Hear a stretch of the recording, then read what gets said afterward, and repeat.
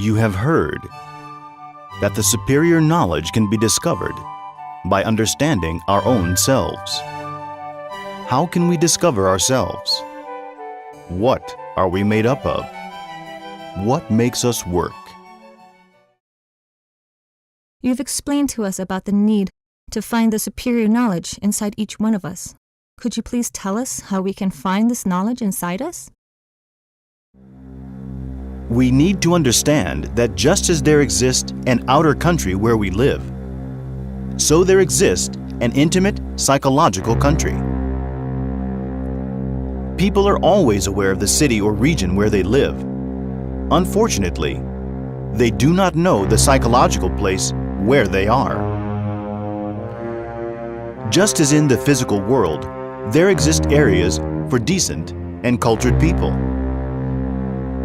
So too in each person's psychological land, the same thing exists.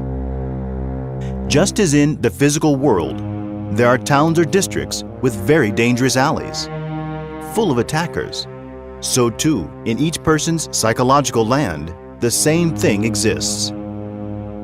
So we need to look inside us, observe ourselves, inside our own particular psychology. We must do so in each moment of our life, to be aware of the exact location of where we are within the inner psychological country. How can this be done? It is simple to identify where we are in the outside world at any moment.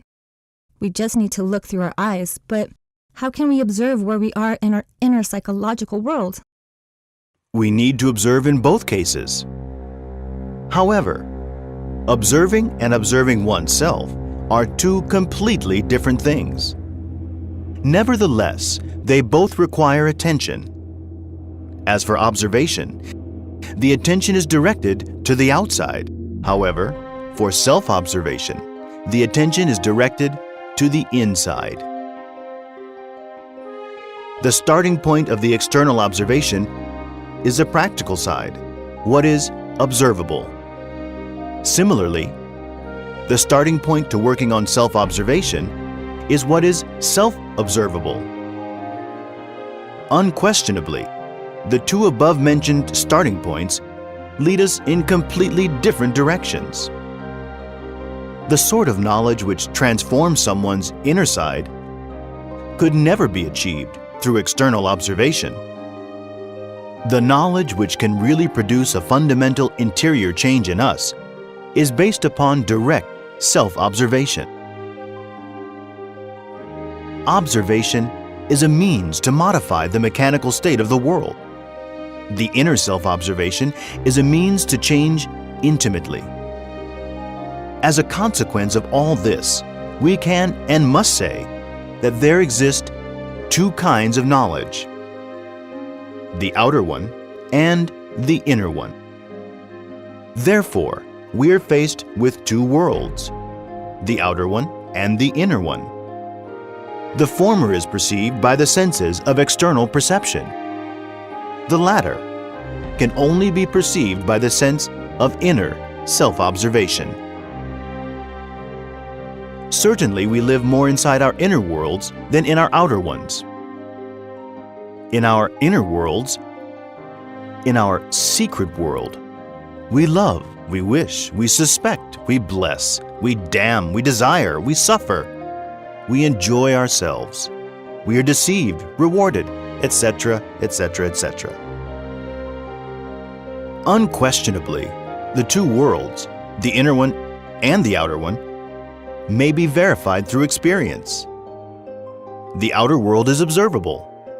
The inner world is self-observable. We can observe it in ourselves here and now. Very interesting. But please tell me, as long as we have eyes or the ability to observe the outer world, we can go about our normal life in the external world. Why should we develop the inner self-observation? Whoever really wants to know the inner worlds of the planet Earth, of the solar system, of the galaxy where we live, must first know their own intimate worlds, their inner and private lives, their own inner worlds. Man, know yourself, and you will know the universe and the gods. The more you explore this inner world called yourself, the more you will comprehend that you are living simultaneously in two worlds, the outer one and the inner one. Just as it is indispensable for us to learn how to walk in the outer world, so by means of the psychological work on ourselves, we learn how to walk in the inner world. Without the knowledge of this inner world, we can never master ourselves. Unless we develop the knowledge of our inner world, we can never be truly happy or peaceful. This inner knowledge helps us make the right decisions, to choose what is best for us, and live a fulfilled life. Yes, I can understand that. But please tell me, if this ability to observe ourselves is so important, then why don't many people have it? In reality, the sense of self-observation is atrophied in the decadent human race in the dark times in which we are living. This faculty used to be active in earlier generations of human beings. And that is why many people in earlier times used to be clairvoyant and wise. However, with time, this faculty has been lost. As we persevere with the observation of ourselves, the sense of intimate self-observation will unfold progressively. Many practices given in Gnosis help to develop this faculty. However, the student has to make the effort to practice regularly. Self-observation is paramount. This is the only procedure to know ourselves in a complete and real way. Okay, so we can develop the faculty of self-observation. What will we start to see as we develop this faculty? What lies inside of us? The most precious part of our psychology is the essence. Jesus Christ said, "In patience you will possess your souls." But we should first understand what is this thing called soul. Certainly, I must tell you that the soul is a sum of laws, principles, virtues, powers, etc. People possess the essence, the psychic material to build the soul, or rather, to crystallize the soul. But they do not yet possess their souls. Is this essence the same as consciousness? Can you please explain about it in more detail? Yes, both are the same. First of all, it is important to know what this thing called consciousness is. Everybody knows that when a boxer falls and is knocked out in the ring, he loses his consciousness. It is clear that when he recovers, he acquires consciousness again. Consequently, everyone comprehends that there exists a clear difference between the personality and the consciousness. When we come into this world, we all have 3% of consciousness and 97% of subconsciousness, infraconsciousness, and unconsciousness. What makes every newborn baby beautiful and lovely is his essence, the 3% of consciousness. The human body grows and unfolds in accordance with the biological laws of the species. However, the spontaneous and natural growth of the essence is only possible during the first 3, 4, or 5 years of age, namely, in the first stage of life. People think that the growth and development of the essence always takes place in a continuous way, according to the workings of evolution. But universal wisdom teaches very clearly that this concept is wrong. If we want the fraction of essence, the 3% of wakeful consciousness to grow, something new has to be done. I am referring in a very emphatic way to the work on oneself.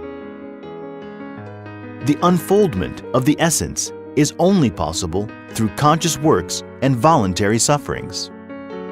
It is necessary to comprehend that these works have nothing to do with one's job. This work is for every person who has formed a personality. It is something psychological. How does the consciousness fit within the overall human structure? Please explain more about this so we can understand it clearly. There are 7 types of energy within ourselves, which we must comprehend. First, mechanical energy. Second, vital energy. Third, psychic energy. Fourth, mental energy. Fifth, energy of the will. Sixth, energy of the consciousness. Seventh, the energy of pure spirit. All these types of energy are in different levels or dimensions which have nothing to do with the consciousness. Consciousness is a very high energy in a human being. The only energy higher than consciousness is the energy of pure spirit, or our being. Thanks for describing this more in detail. If consciousness is such high energy within a human being, how can we make the best utilization of this energy? How can we awaken this special energy? The consciousness is in itself a type of energy which has a very high vibratory frequency. The consciousness can only be awakened through conscious works and upright efforts. The small percentage of consciousness humankind possesses is pointlessly wasted in normal life. It is obvious that when we identify ourselves with all the events of our existence, we pointlessly waste the energy of the consciousness. The consciousness is like light, which is not perceived by the unconscious. We need to open ourselves so that the light of the consciousness may penetrate the horrible darkness of the myself, of the oneself. Now, it will be easier for us to comprehend the meaning of St. John's words when he says in the Gospel, "The light shines in the darkness, but the darkness has not understood it." It would be impossible for the light of the consciousness to penetrate the darkness of the myself if we do not use the wonderful sense of psychological self-observation first. The wakeful consciousness enables us to experience reality in a direct way. All nature's laws exist within ourselves, and if we do not discover them inside ourselves, we shall never discover them outside ourselves. Man is contained in the universe, and the universe is contained in man. The reality is whatever you can experience in yourself. Only the consciousness can experience reality. The language of the consciousness is symbolic, intimate, deeply meaningful, and only the awakened people can comprehend it. Whoever wants to awaken his consciousness must eliminate from his interior all the undesirable elements that make up the ego, the myself, in which the essence is bottled up. Dissolving the psychological I, disintegrating the undesirable elements is urgent, unpostponable, indispensable. This is the sense of the work on oneself. Nobody would be able to annihilate the psychological I without first eliminating the inhuman elements we bear within. We need to reduce to ashes the awful cruelty of these times. Unquestionably, when the psychological I has died, the essence shines in us. A free essence provides us with intimate beauty, and from such beauty, perfect happiness and true love come to be. Very interesting. However, before we understand this further, could you please tell us what is the ego? The I that you had just mentioned. How is this responsible for creating all our problems? The rational mammal, mistakenly called man, does not really possess a definite individuality. Unquestionably, this lack of psychological unity in the humanoid is the cause of so many difficulties and sorrows. The physical body is a complete unity and works like an organic whole unless it is sick. But the inner life of the humanoid is in no way a psychological unity.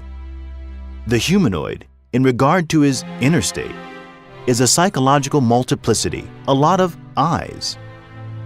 The know-alls of this dark age do not want to realize that the superior I or the inferior I are two sections of the same pluralized I. The so-called divine I is certainly a trick of the myself, a sort of self-deceit. When the I wants to continue existing here and in the beyond, it deceives itself with the false concept of an immortal, divine ego. None of us has an I which is true, permanent, or immutable. In fact, none of us has a true and authentic unity of being. In Oriental Tibet, the I's are called psychic aggregates, or simply values, either positive or negative ones. If we accept that each I is a different person, we may say the following in an emphatic way. Inside each person who lives in this world, there exist many people, some of them good, others bad. Each of these I's, each of these persons, fights for supremacy. Each wants to be the exclusive controller. If some of our listeners still do not comprehend the doctrine of the many I's, that is simply due to the lack of practice with self-observation. As one practices the inner self-observation, one discovers by oneself many people, many I's, which are living inside one's own personality. Undoubtedly, those who deny the doctrine of the many I's have never observed themselves in a serious way. We can verify clearly that the rational humanoid is never the same for a long time. From a psychological point of view, the intellectual mammal is changing continuously. In fact, you do not need to be very wise to fully realize each person's countless changes and contradictions. Denying the doctrine of the many I's means fooling ourselves. For in fact, it would be absurd to ignore the intimate contradictions each one of us possesses. The human personality is only a marionette controlled by invisible strings. The 7 demons which were driven out of Mary Magdalene's body by Jesus Christ: anger, greed, lust, envy, pride, laziness, and gluttony. Each of these 7 demons is at the head of a legion. If we reflect on all these matters, we may clearly see that the only dignified thing that we possess within is the essence. Unfortunately, it is bottled up among all those multiple I's of the revolutionary psychology. It is regrettable that the way the essence works or processes depends on its own bottling. This is quite true, but how does this all work in different people? There are differences in the way these egos or I's express in different people. How can you explain that? To answer this question, I have to explain to you about the personality. The personality is sheer energy in itself. Nobody is born with a personality. It is built as a person grows. When we return, when we come back, when we reincorporate in a new body, we have to create a new personality. But if the human personality perishes with death, who or what returns? We want to make it quite clear that the I is the one which continues after death, that the I is the one which returns to this vale of tears. Every return implies, in fact, the construction of a new human personality. This personality is formed during the first 7 years of childhood. Since television was invented, the family's unity has disappeared. It is a pity that television, such a wonderful invention, is used for destructive aims. If humankind used this invention in a dignifying way to study natural sciences, or to give sublime teachings to the people, then such an invention would be a blessing for humankind. It would then be used in an intelligent way to educate the human personality. It is urgent to comprehend the need to establish a real balance at home.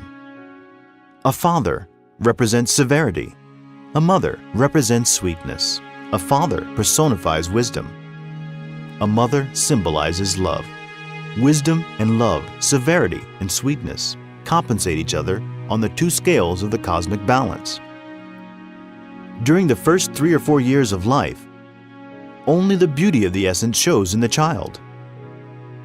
When the ego starts controlling the child's tender personality, all that beauty of the essence disappears, little by little, and in its place, the psychological defects typical of human beings surface. How important is it to have a balanced growth of this personality along with other characteristics of our psychology? The personality and the essence must be unfolded in a harmonious and balanced way. The harmonious blossoming of both personality and the essence produces brilliant people. It is urgent that children receive nourishment for their essences and nourishment for their personalities.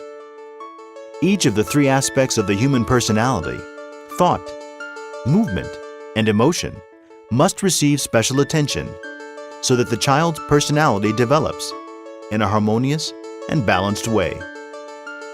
The creation and blossoming of the child's personality is a very grave responsibility for parents and school teachers.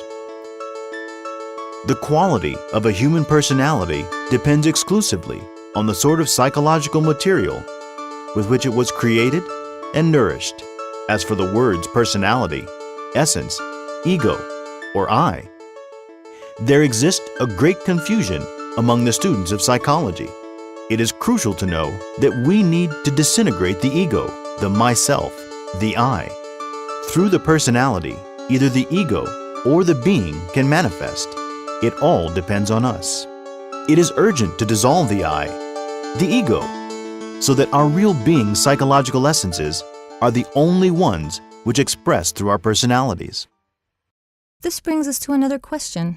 You've mentioned being several times. Could you please tell me what is the being? The being is the being, and the reason for the being of the being is the same being. The being is the divine, the immortal spark in each human being, without a beginning or an end, terribly divine. Human beings do not possess such a spark inside their bodies yet. But if we sanctify ourselves and eliminate the sinner I, it is clear that one day the spark will be able to enter our bodies. In an essential way, we are, as human beings, as souls, the result of the different projections of our own virginal sparks. The being in each of us, or the divine that humans bear inside, is the multiplicity inside the unity.